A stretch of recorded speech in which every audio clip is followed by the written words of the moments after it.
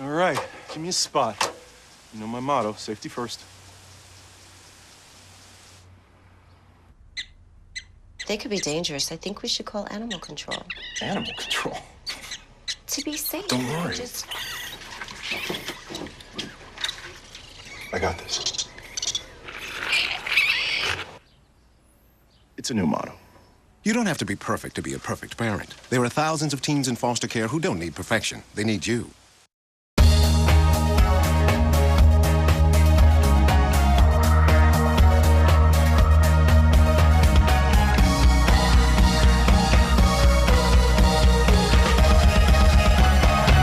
Economic Development Director Bob Clark. Welcome. How you doing, buddy? Doing well. Doing well. How about you? How you been? Well, this is also OU Day, is. as we celebrate the Harvard on Hocking.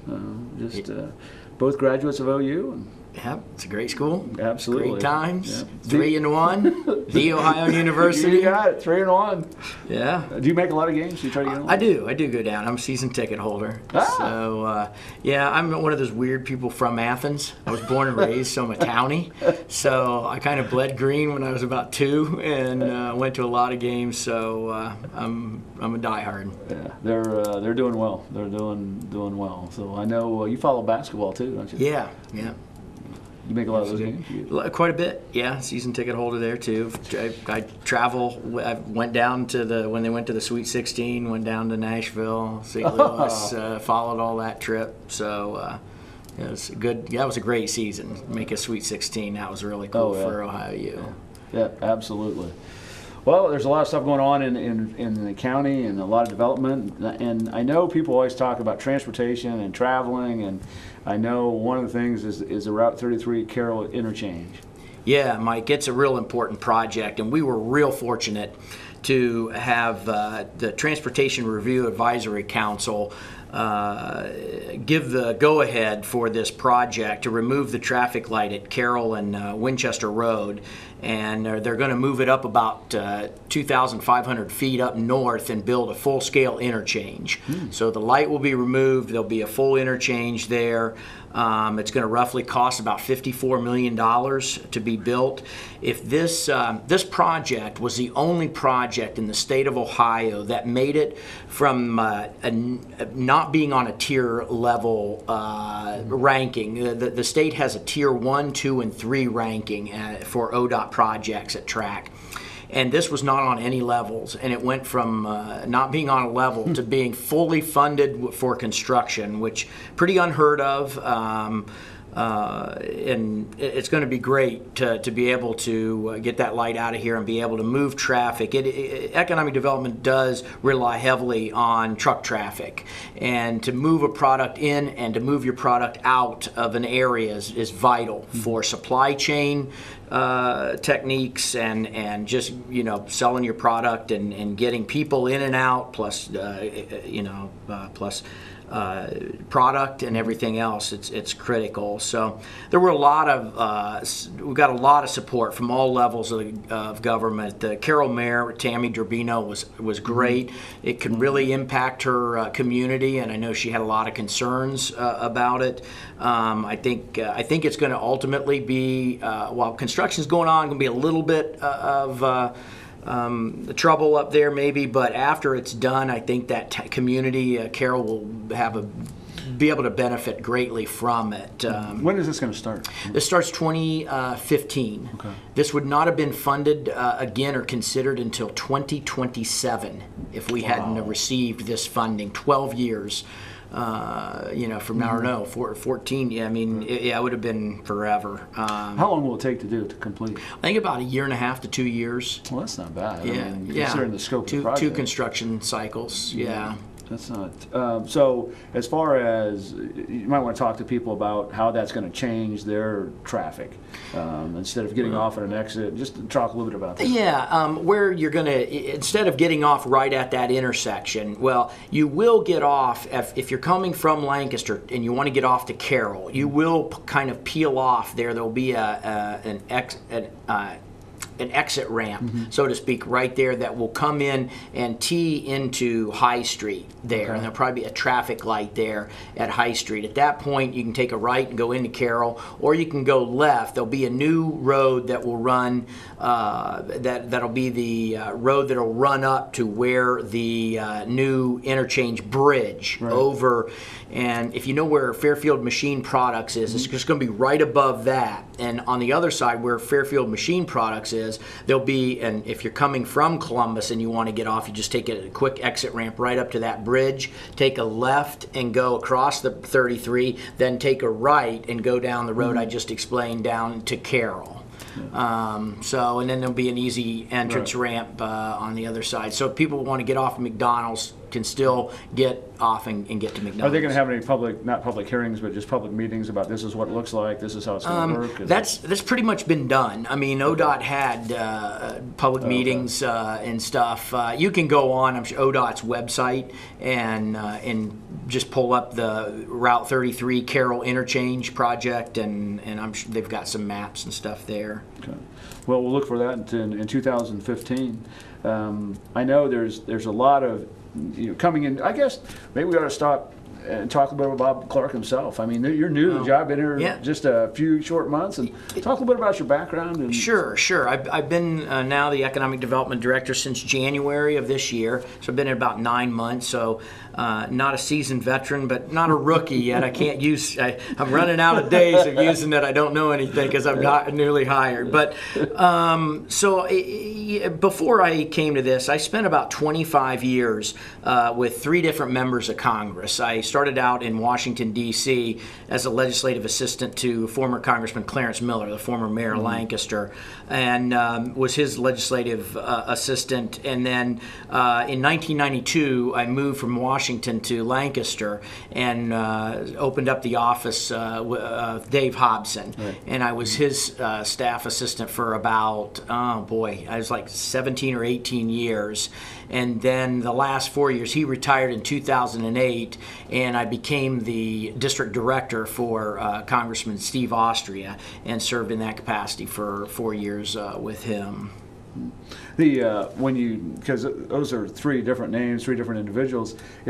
Was it different for you to go from one regime to another? Yeah. I mean, they were all pretty easy transitions. I mean, they're all Republicans, so that made it a little easier. But there are different nuances. Probably the biggest transition was coming from Washington, where I was a Hill staffer, versus coming to the district and being a district staff person. Talk about the difference. What's a Hill staffer? Okay, a Hill staffer is a person that works on Capitol Hill, and basically you're assigned certain issue areas. You could be taxes, business, trade, defense, veterans, all kind of Social Security, all kind of different issues. So you have maybe about 6 or 7 of those that you're responsible, that your desk is responsible for. So you track legislation, not only that's just going on to the House floor, but in committee. There's all those committees are meeting, and so you track it and start tracking legislation as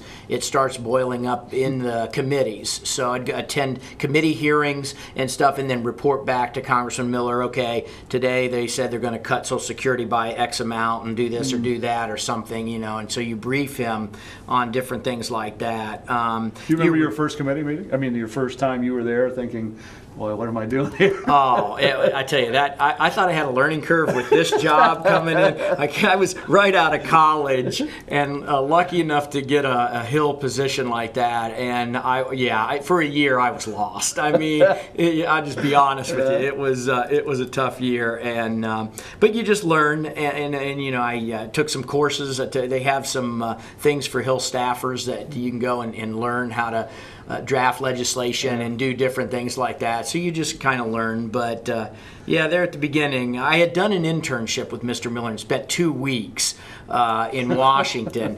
And then I went and did his mobile office at the county fairs. Yep. And drove around. I had more chicken dinners and tacos or whatever. What do they serve at the fairs now? Whatever, the fair food. But yeah. Did you ever get into a position that you're watching something and say, yeah, that's so and so. I mean, that, you know, or that's this leader. I mean, did it ever just dawn on you that you were around these people? I mean, it was... yeah. You're a little starstruck when you go there. Yeah. I had dinner with my lunch with my wife. Now we were engaged, or we're going to be engaged, I guess, at this time. This was one of our first lunches, and she took me to the Senate member dining room. She worked for a senator, and one table over was Ted Kennedy. Oh, and wow! So that got kind of like, oh my gosh, I'm having lunch, sitting there eating, and trying to listen to her intently, and thing, you know. And there were several other, you know, pretty big senators around, but it was interesting. So, what led you to this position as head of economic development? Well, I knew Congressman Austria got tangled up in the redistricting, and that job was going to end. And I saw that my predecessor left the position, and I knew that they were going to open it. So I just kind of started approaching some people and see if I would be a fit for that. And lucky enough to get it. Absolutely, we're glad to have you. We're 9 months into the job. You can still use that excuse. I don't know about that yet. Yeah. I know within your department there's several issues that you're dealing with, and I know being out talking with different people myself, people always ask about the Port Authority, and I don't explain it to them, but you can. Now's your chance to tell people that the Port Authority has nothing to do with boats.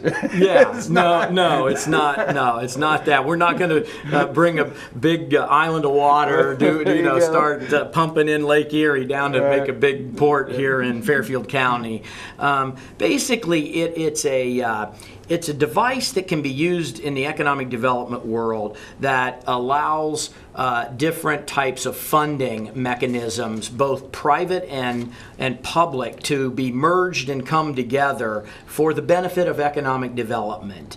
The commissioners created the Port Authority on May 23rd this year, and it calls for a 5-member board, and it'll allow to construct facilities. We could issue bonds, you can make loans, you can sell and buy real and personal property. It can finance, as I said before, projects with multiple lenders. And it gives a real advantage of doing that, of being able to mix both that type of money together. And it also allows public money to be used without paying prevailing wage. Most public entities have to, if they bid out a project, it has to be prevailing wage. But with the Port Authority, you don't have to do that. And so this was all done by the commissioners. I mean, they didn't have to go to the state. No. The state, the Ohio law allows port authorities to be created by different government entities. A city can do one, and there is a Lancaster City Port Authority. Violet Township has their own Port Authority. So the commissioners passed a resolution, and just this past Tuesday, the commissioners named 3 of our first 3 board members that will be sitting on the board. One's Brian Householder. He's a manager from Westerman's company. Bob Maynard is the president of Tappan Woods, and he's a former partner of Vorey Sater Seymour and Pease, and he lives up in the Pickerington area.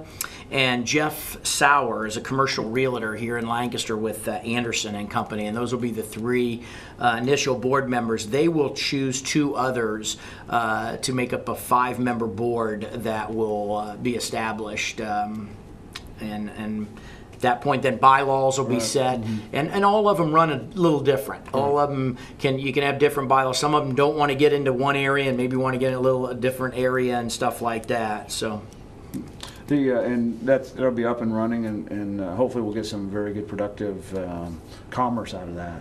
Yeah. I think it's just one more tool that can be used to finance projects, to allow. When you had the Lancaster City one and you had the Violet Township, and I think the commissioner's thinking, well, the rest of the county really doesn't have this option as a tool at this point, so this will make it easier for the rest of the county to possibly come in and borrow money if they want to do a project, or some company wants to come in, they can use this as a financing tool. One of the things that people always talk about is the workforce within Fairfield County, and I know there's some training grants that you've been working with. Yeah. The commissioners set aside $100,000. It's a new program that is going to help offset costs for training, for workforce, for new businesses, and major expansions in our county. And this is used as an incentive tool to help businesses decide to locate in Fairfield County, or existing businesses to do some major expansions. We have used this on 13 submittals of RFIs, which are requests for information, that come in from, we get leads from Jobs Ohio and Columbus 2020 that come in and say, hey, we got a company that's looking to expand, bringing 450 jobs in, has a payroll of X amount, needs this much land or this size of building and stuff. And we've been able to attach now this workforce development training grant with those requests for information up to Columbus 2020, and we've had two site visits have resulted from I'm not going to say entirely from the workforce grant, but it's been I think a welcomed addition for our economic development partners that we work with at City of Lancaster, City of Canal Winchester, Violet Township, Pickerington, and the rest, and the entire county. So, how much time do we spend with the Rickenbacker area? Do we get involved with them at all? Well, it's a critical. It's a critical component from the standpoint that we can market that our proximity to the Rickenbacker airport. So we use that especially if a company comes in that's of a warehouse distribution type thing or something like that. Our proximity it helps. I think it'll be several years before, as that develops up in that area, because there's still a lot of available land up there, and as that develops, I think that then will move on down a little bit, and we'll be able to capitalize on that a little bit better. And you mentioned Columbus 2020 and Jobs Ohio, and talking about sharing of information and communication. Does everybody play well in the sandbox? I mean, when somebody comes, there's got a company, we're going to bring in 500 people, Fairfield County, you might want to think about this? Yeah, I mean, I think so. I mean, our Fairfield 33 Development Alliance is a public-private nonprofit organization started in 2007 to market the 33 corridor. And it basically allows us to then partner with Columbus 2020, who has many more resources than we have to market the Central Ohio area. We are in their 11 region area that's been assigned by Jobs Ohio. It starts basically, Jobs Ohio is the start of it, and they are a private public partnership. And they will get leads from all over the world, basically, that will be then filtered down. And if a company says, well, yeah, I'll look at the Central Ohio area, then Columbus 2020 gets involved, and then we get a lead from that, that with the descriptions of the parameters of the project, of like I described before, what they're looking at, how many acres, things like that. And then we'll find out how many jobs they're looking, that's looking to bring and stuff like that. So then we will go to work and get that to our 33 Development Alliance. We'll get that to Mike Pettit at City of Lancaster, Joe Henderson, City of Pickerington, Joy Davis from the Violet Township, thank you, and Lucas Hare from Canal Winchester. And they will put their proposals together. And then that's where we've been attaching this workforce development grant to those kind of proposals. And then those would get submitted back, and then those would get transferred on to the site selector or business that's looking to expand. Now you touched briefly about the Fairfield 33 Development Alliance and working together, and I mean that was started some years ago, and just kind of an update. Well, I mean, I guess it was originally started back in year 2000, but that was more to work on transportation issues, the bypass and different things like that. And it kind of morphed into this new Fairfield 33 Development Alliance in 2007 as a more of a marketing tool to let's all come together in the county and market together and use our resources together. So that's that's been done, and we've had some decent successes. Just last year, we completed the Addie Austin certification process, and Rock Mill and Canal Point are basically 2 out of, I believe, only 8 sites in the United States that meet the stringent criteria of this certification process. It basically knocks out all the environmental and archaeological problems that can arise. All that was done. Phase 1 environmentals and stuff are done to show that this ground's good. You're not going to come here and start putting a shovel in the ground and all of a sudden we've got to shut down to study something for the next 12 months. So it allows for a much quicker time frame into production, and that's what companies are all wanting all about, how quick we can get up moving and get our product off the shelf and everything. One of the things that employers talk a lot about, well, I know you're involved in a workforce assessment study, but also the county's revolving loan fund. Talk just a little bit about those two things. Yeah, the revolving loan fund is basically controlled by our department, and it's a business lending program that allows companies, small to medium-sized businesses, that maybe want to start a business, or either has a business started and needs a new wing, a new expansion or whatever, and they maybe haven't been in business long enough that a bank is completely comfortable. Let's say they need $100,000, and the bank might sit down with them and say, well, we're comfortable with giving you $50,000, but that's all we can do. So you might want to look at this as a gap financing, and that's exactly what we are. Gap. We can't fund an entire project. It's purely a gap. We have to have a private sector lending component to this program. But then we might come in and say, okay, we could do the other 50. And between our program and the bank, the person has $100,000 to move forward with his project. So. Is it something they can just call you? Or contact number, website? Our website is www.businesscounty.com. Our phone number is 740-652-7160. Fairfield 33 website is fairfield33.com. If you want to go to our website, and there's a workforce assessment studies being done, and you can go and take that. It's going to be a really neat, comprehensive study that's being done that Columbus 2020 is doing, that is going to give us, I think, some real good data numbers on where people are traveling to their jobs, where they're coming from, where the jobs are, and what type of jobs those are. So we're going to know what kind of workforce we have.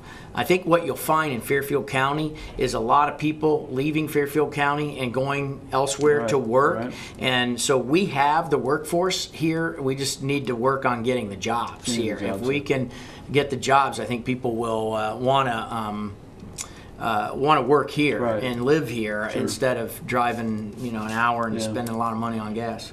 We just have a few minutes left, but I know there are a lot of projects going on in the county. I understand you are very busy, is what people tell me. In between OU games, but right. The priorities first. First. But we have worked this year, and I not to sit here and say I take credit for all these. This is a lot of the partners that I've mentioned on here that work day in and day out for these projects. But in Lancaster, obviously many people know the Fairfield Medical Center is planning a $35 million expansion and renovation of the hospital there. It's going to retain 2,100 jobs, largest employer in Fairfield County. Lancaster City Schools is moving forward with their $80 million construction project for 5 new elementary schools. Phoenix Electrotech recently broke ground on $2 million facility, retaining 25 jobs. And Big Sandy Furniture, just down the street here from Fairfield Christian, has started construction and will create 40 new jobs there. In Bremen, Westerman announced a $3.5 million capital investment, creating 24 new jobs over the next 3 years. Pickerington, Ohio Health, I'll get it out here, recently announced a $42 million outpatient center and emergency department that will create roughly 180 jobs. In Baltimore, the Old Fresh vegetable plant has reopened under the new name of Green Gourmet and is scheduled to employ 80 people over the next 3 years. So plenty more going on. Canal Winchester's got quite a few things going. NIFCO completed renovations to their facility and will create 120 more new jobs there. There's a couple things going on in Walnut Township. There is. The Farm Credit Services is going into what I reference as the Wagner development. There's about 78 acres there on the 256 and 37 intersection. And Farm Credit Services is building a new building that's underway right now. It'll employ about 9 people to start off, and they're hoping to grow that to about 20. That's good news. And is it AK Athletic? Is that the new? Yeah, that's new. I guess they make wrestling mats. I heard it was something to do with wrestling. I didn't know what it was. Yeah, they make the wrestling mats there, and they're started construction on an expansion that's going to expand 12 new jobs in Canal Point there. Fantastic. Which a lot of people think Canal Point's in Franklin County, but it is in Fairfield County in Violet Township. So.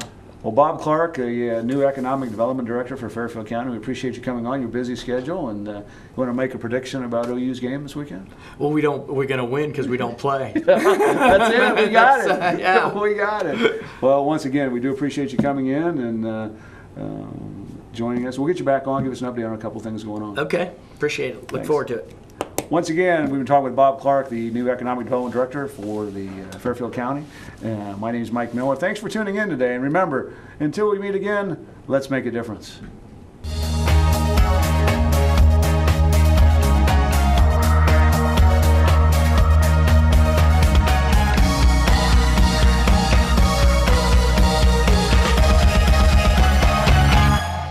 Nice.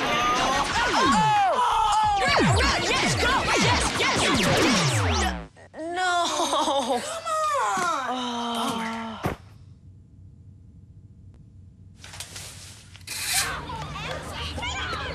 Oops. Yeah, sure. Let's go. Moms everywhere are finding ways to keep kids active and healthy. Works every time. Get ideas, get involved, get going at letsmove.gov.